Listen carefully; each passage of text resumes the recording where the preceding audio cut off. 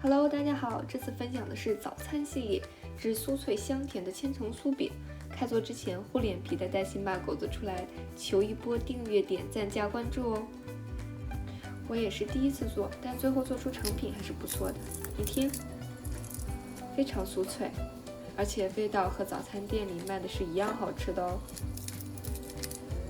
怎么样，你心动了吗？我们开始做吧，食材大合照。接下来是食谱和步骤。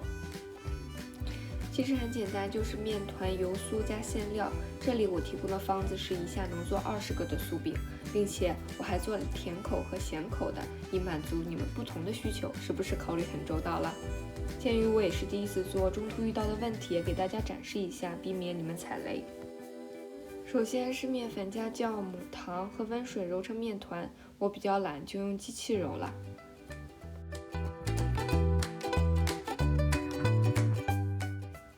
面团揉好后，拿出保鲜膜，将面团盖上，放旁边醒发1个小时。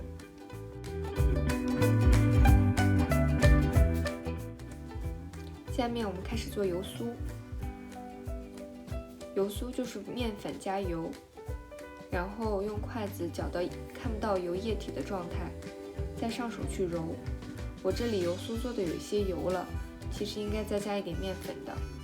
所以现在方子里油面比例是改进过的。然后盖上保鲜膜，静置一段时间。在等面粉醒发的过程中，我们制作糖馅。这里我的面粉已经是炒过的熟面粉了，面粉和红糖的比例要2:1。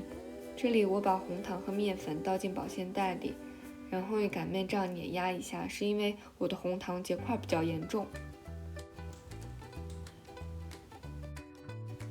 之后我又倒进了一些熟的白芝麻，是为了增加香味，然后搅拌均匀。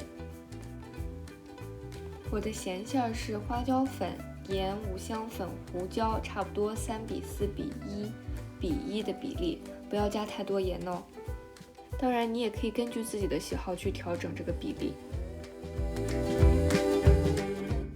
我比较喜欢葱香，所以我加了一些葱花在里面。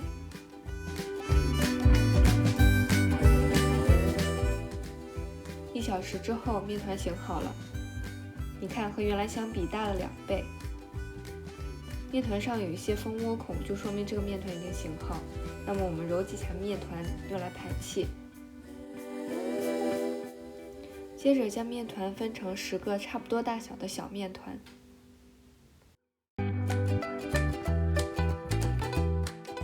将油酥揉成比面团稍小一点的油团，同样也是揉成10个。接下来拿保鲜膜将油团和面团盖上，防止它变干。接下来就开始做酥饼，请看我的花式犯错。做第一个饼，我只是稍稍将面团压成饼，然后放进油酥团的时候，我就意识到了这个面饼不够大，我又不会包包子的手法，所以怎么样也合不上口了。最后结果就是破皮漏酥。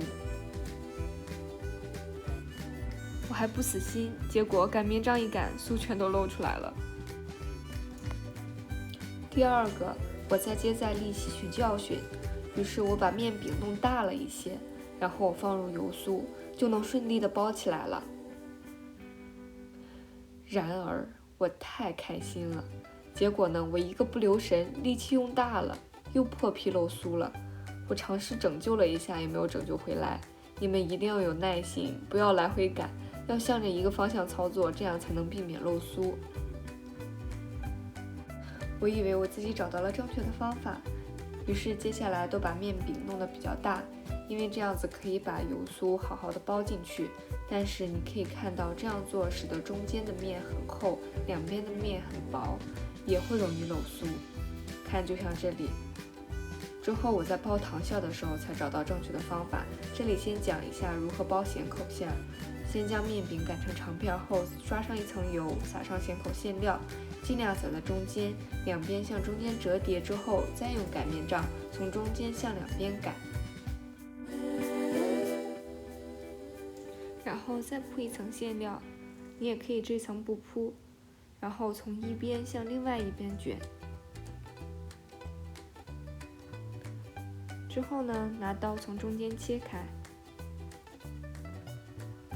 你看，这就是千层的这一面了。之后把它压扁，放到油纸上盖起来，可以放到冷冻层，这样你需要吃的时候再拿出来。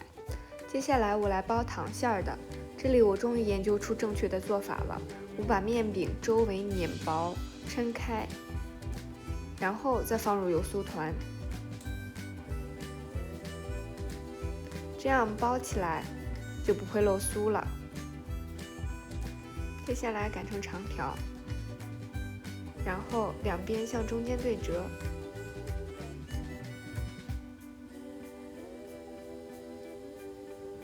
再擀开，再卷起，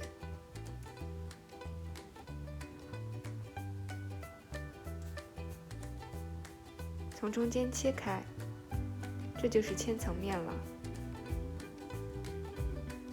千层面的背面窝出一定的空间，放入糖馅，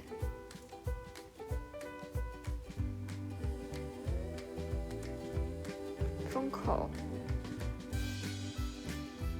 整理一下形状，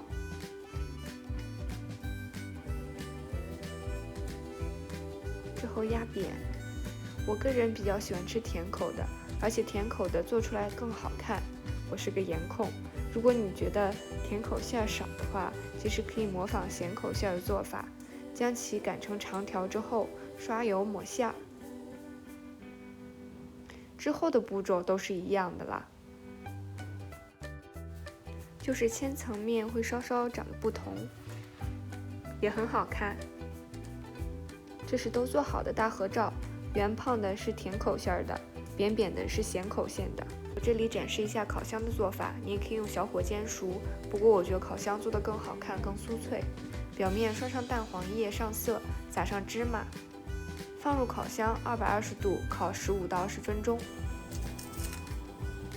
听听这酥脆感，太好吃了！你要不要也试着做一下呢？谢谢你的观看，欢迎订阅、点赞、留言、关注，拜拜。